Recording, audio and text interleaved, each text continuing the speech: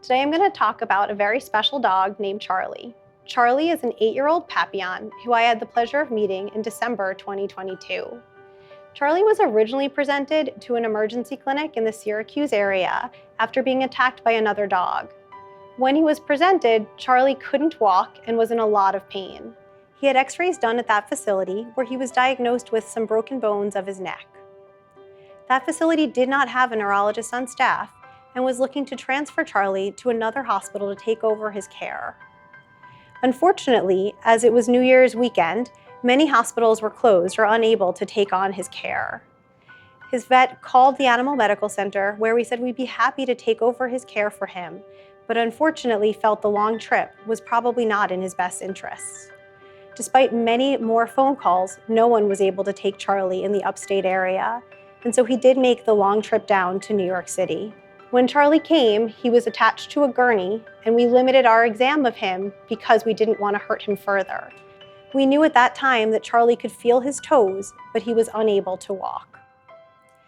Our emergency team helped assess Charley and asked our radiology team to stay late, where nurses and doctors stayed to ensure that Charley got the advanced diagnostics he needed. Charley had an emergency CT and MRI performed. The CT did confirm that Charley had a spinal luxation, or that the bones around his spinal cord were not aligned properly. His MRI also found that he had a hematoma, or a blood clot, in the middle of his spinal cord. That night, Charley was taken to emergency surgery. A team stayed to help with Charley's care.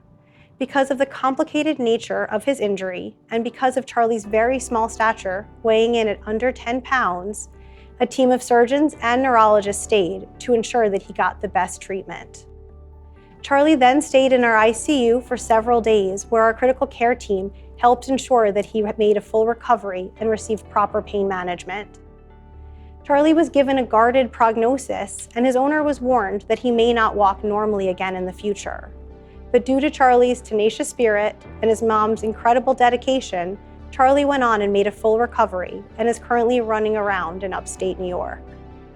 It is a pleasure to be able to recommend Charley receive the Living Legend, and I think he duly deserves it because of the severity of his injury and because of the collaborative effort that the AMC put in to ensure that he made that full recovery.